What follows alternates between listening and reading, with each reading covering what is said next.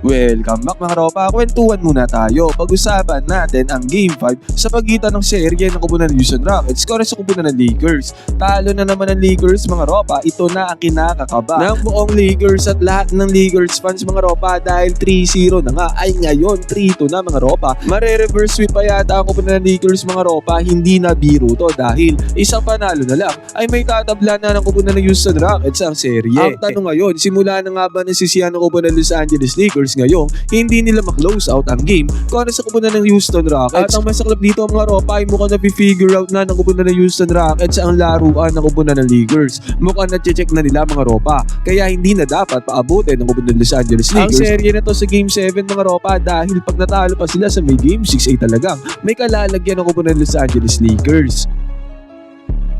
Ngayon mga ropa, dito nga sa game na to ay nagre-reklamo din ang kupunan ng Los Angeles Lakers sa mga tawagan ng referees dahil hindi daw malinis at hindi daw patas ang tawagan ng referees dito sa game na to. Pero tatalakayin natin sa video kung totoo yan. Ngayon mga ropa, din sa video nga na to, isa-isa na himayin din natin ang dahilan kung bakit natalo ang kupunan ng Lakers. Ano nga ba ang nagpatalo sa kanila mga ropa? Nagbabalik na din pala si Austin Reeves dito sa game na to mga ropa after missing a month ng kanyang paglalaro dito sa Lakers. Ngayon mga ropa, ito ang game analysis at breakdown sa dahilan ng pagkatalo ng kupunan ng Los Angeles Lakers. Simula na nga ba ang sisiyan mga ropa? Panic mode na nga ba ang kupunan ng Lakers? Simulan na natin to.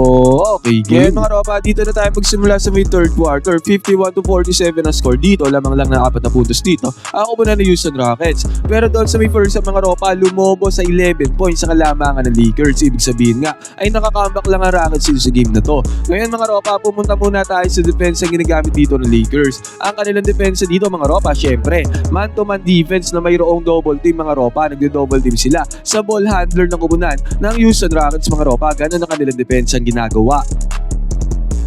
At sa possession nga dito ng Houston Rockets mga ropa, nung napunta yung bola kay Alperen Sengun, hindi nagdalawang isip ng double team dito itong si DeAndre Ayton. Kitang-kita natin, double team dyan ang kupunan ng Lakers. Yun nga lang mga ropa, pag double team dito ni DeAndre Ayton, yung dalawang players dito ng Rockets mga ropa ay nagpunta dito sa may right side corner 3-pointer. At nung na-set up na dito ng double team ng kupunan ng Lakers, kumat na dito si Amen Thompson mga ropa, dalawang players yan mga ropa, na isang player lang ang bumabantay, si Austin Reeves lang. Pagkakat dito ni Amen Thompson sa bigit si Tari Eason ay libreng nakakat doon sa may ilalim mga ropa. Si Austin Reeves naman ay na-attract dito ni Amen Thompson, kaya tendency outcome niyan. Nagkaroon ng magandang pasa dito itong si Alperen Sengun papunta kay Tari Eason mga ropa. Easy 2 points ang kanilabasan ng play na yan ang kupunan ng Houston Rockets. Heto yung nirereklamo ni Coach JJ Redick mga ropa doon sa may interview. Dito daw sa game na to mga ropa, yung mga double teams nila ay hindi naging kasing epektibo noong games 1 at game 2 mga ropa dahil hindi daw nakaka-close out na maayos, hindi nakaka-rotate ng maayos yung tao nila doon sa iniiwanan na double team mga ropa, katulad nga na nangyari dito kay Tari Eason na wala siyang tao mga ropa, kaya nagkaroon ng easy 2 points dito itong si Tari Eason. Ngayon mga ropa, kung ako ang tatanungin, sa tingin ko na-figure out ngayon ang kupunan ng Houston Rockets yung double team na ginagawa ng kupunan ng Lakers. Kaya na nilang solusyonan yung mga double team na yan mga ropa, katulad nga na nangyari dito sa play na to. Pakiwari ko mga ropa, pinapractice ng Rockets yung mga double teams na binibigay ng Lakers. At dito nga sa game 5 mga ropa ay na-execute nila yan na maayos, kaya natitibag nila yung defense ang ganyan ng Lakers na kung saan noong game 1 at game 2 ay hindi nila matibag-tibag. Pero dito nga sa dulo ng serye mga ropa ay natitibag na nila yan. Kaya delikado talaga ang Lakers mga ropa. Kailangan nilang solusyonan ang ginagawa na to ng kupunan ng Houston Rockets.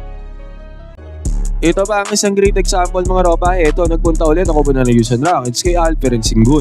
At syempre, ganun nga ulit ang ginawa dyan ng Lakers. Double team ulit mga ropa. DeAndre Ayton ang tumatao dito kay Alperen Sengun. Ang nagbigay dyan ng double team mga ropa ay itong si Rui Hachimura. Ngayon mga ropa, naiwanan dito ni Rui yung kanyang binabantayan dito sa may right side corner 3-pointer. Good rotation naman ang ginawa dyan ni Austin Reeves mga ropa. Nag-rotate siya papunta doon sa iniwanan ni Rui Hachimura. Ngayon dahil nag-rotate dyan si Austin Reeves doon kay Jabari Smith mga ropa, ang nangyari naman dito, naiwanan naman ni Austin Reeves yung kanyang binabantayan na si Tari Eason mga ropa. Ang nangyari naman dito mga ropa, nag-rotate naman dyan itong si Marcus Smart. Good defense, good rotation na pinakita dyan ni Marcus Smart mga ropa. Still, kompleto pa rin ng depensa ng kupunan ng Lakers. Yun nga lang yung iniwanan dito ni Marcus Smart na itong si Reed Sheppard ay wala naman nag-rotate mga ropa. Kitang-kita natin si LeBron James. Nag-stick siya dito sa kanyang binabantayan mga ropa. Hindi siya nag-rotate dito dito kay Reed Shepherd kaya tendency outcome yan. Nakita yan ni Alperen Sengun mga ropa, swinging niya kaagad yung bola papunta kay Reed Shepherd. Napilitan ngayon si Marcus Smart na siya na mag-close out ulit mga ropa kahit malayo na siya. Dahil nga hindi nag-rotate si Lebron mga ropa, tendency outcome yan. Late close out mga ropa, 3-pointer na nagawa dito ni Reed Shepherd, pumasok yan, basket is good. Dalawang magkasunod na possessions yan mga ropa na kung saan double team ang kupunan ng Lakers at natibag talaga ng kupunan ng Houston Rockets yung double team defense na yan na binibigay ng Lakers si Alperen Sengun. Sa tulad nga na sinabi ko mga ropa, feeling ko na practice ng kupunan ng Houston Rockets yung double team na depensa na binibigay ng Lakers, lalo na mga ropa na i-execute na maayos sa kupunan ng Rockets yung mga double team defense na yan ang kupunan ng Lakers. Dalawang beses nangyari to mga ropa magkasunod na possessions na yan ang ginawa ni Alperen Sengun at ng kupunan ng Houston Rockets. Ngayon mga ropa, pumunta naman tayo sa possession na kupunan ng LA Lakers. Nagbabalik na nga dito si Austin Reeves mga ropa, siya na nga ang naging primary ball handler ng kupunan ng Lakers. Hindi na si Marcus Smart o Luke Kennard mga ropa pag nandoon siya sa loob ng court. Ngayon mga ropa, kung kayo ang tatanungin ko, sa tingin nyo ba mas napabuti na nagbalik si Austin Reeves dito sa may game 5 mga ropa or mas okay na nag-sit out na siya for the rest of the series mga ropa? Ngayon, ang nangyari dito sa may babaw Austin Reeves, nagpaset siya na screen dito kay DeAndre Ayton. Gumamit ng pick and roll gameplay dito ang dalawang players sa to mga ropa. Dito nga pala sa game na to si DeAndre Ayton ay magandang performance ang pinakita. Tumatagindig na 18 points, 9 out of 14 siya sa may field at tumatagindig na 17 rebounds ang ginawa ni DeAndre Ayton dito sa game na to mga ropa. Pero tong pick and roll gameplay na to ni Austin Reeves at DeAndre Ayton ay na-check dito ng depensa ng kupunan ng Houston Rockets. Kita-kita natin mga ropa, nag-turnover dyan itong si DeAndre Ayton. Dito na nga papasok mga ropa, 15 turnovers ang ginawa ng kupunan ng Los Angeles Lakers dito sa game na to. Kumpara sa 10 turnovers lamang na kupunan ng Houston Rockets at 18 points of turnovers na nagawa dito ng Rockets mga ropa galing sa 10 turnovers na ginawa ng kupunan ng Lakers. At dito sa turnover nga na yun mga ropa, ang nangyari pa sa mid-transition, mabilisan lang. Binilisan ng kupunan ng Houston Rockets, open na open. Itong si Tari Eason sa may right side corner 3-pointer at dahil open yan, pumasok ang 3-pointer para kay Tari Eason, basket is good. At sa pagkakataon na to mga ropa, ito possession ng kupunan ng Los Angeles Lakers. Binigay nila yung bola kay Lebron mga ropa, nagkaroon isolation play dito. Pero ang ginawa ni Lebron mga ropa, nagsettle siya sa kanyang perimeter jumper. At nagmintes ang tirada dito ni Lebron mga ropa sa kanyang perimeter jumper. At after nga nito, magandang balasa ng bola naman ang ginawa dito ng kupunan ng LA Lakers at eventually napunta ang bola sa kamay dito ni Marcus Smart sa may 3-point area. Yun nga lang, mintes din ang tirada ni Marcus Smart sa may 3-point area mga ropa, basket is not good.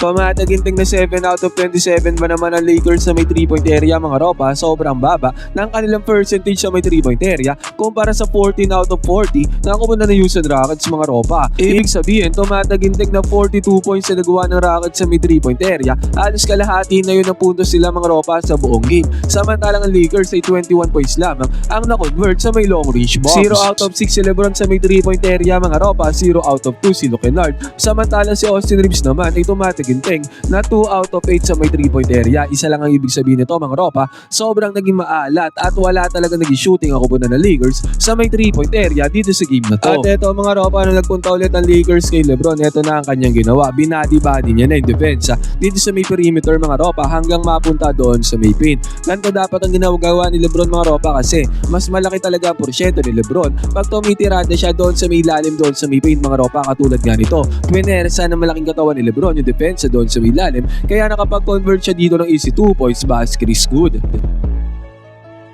At after pa niyan mga ropa, again LeBron James na naman, umatake na naman sa depensa dito ng kupunan ng Houston Rockets. Yan nga yung sinasabi natin mga ropa, kailangan umatake ni LeBron papunta doon sa may ilalim. At dahil sa puntos na yan mga ropa, naging 65-60 ang score mga ropa, 5 puntos sa lamang ang kalabangan dito ng kupunan ng Houston Rockets. Pero yun nga lang mga ropa, nakachani ng 2 points dito ang kupunan ng Houston at sa pagkakataon na to, pag-atake ni Austin Reeves ay nagmintes. Pero nandoon si DeAndre Ayton doon sa may ilalim mga ropa.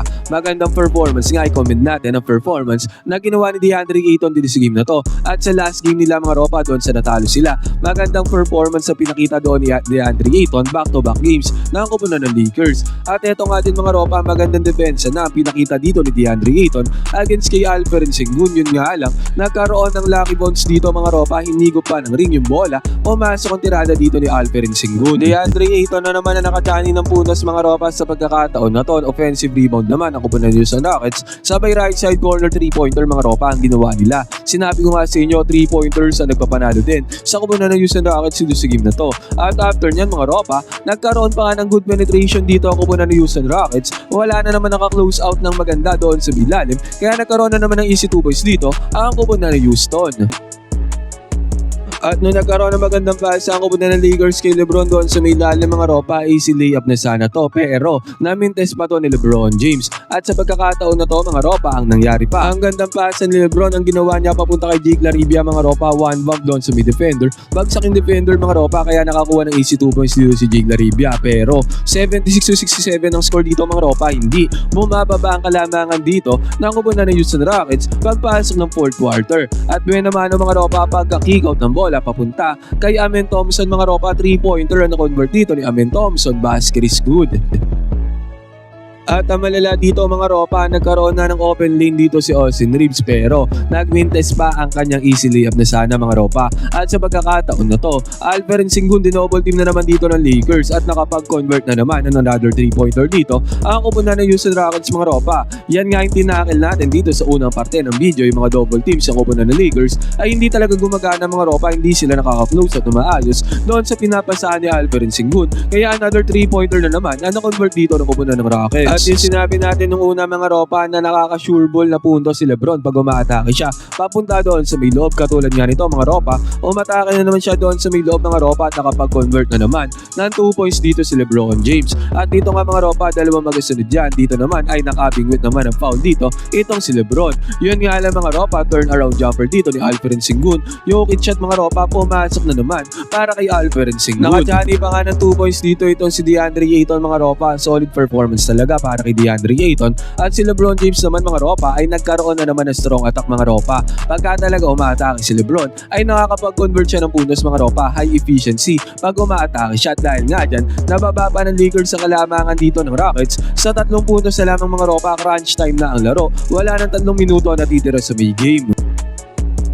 Pero yun nga lang mga ropa, clutch shot din ang binanatan dito ni Reed Sheppard. Ang kanyang perimeter jumper ay pumasok sa times na humahabol na ang kupunan ng Lakers. At nagkaroon din ng clutch steal dito itong si Reed Sheppard para magkaroon ng back-to-back 2 points mga ropa. At yung mga plays na ginawa niya ni Reed Sheppard ang nagpanalo sa Rockets dito sa may Game 5. 99-93 natapos ang game mga ropa, talo na naman ang kupunan ng Lakers. Ngayon mga ropa, ano sa tingin nyo ang dapat gawin ng kupunan ng Lakers sa paparating na Game 6 para ma-close out na ang serye kontra sa kupunan ng Houston Rockets? Pwede kayo mag-comment dyan sa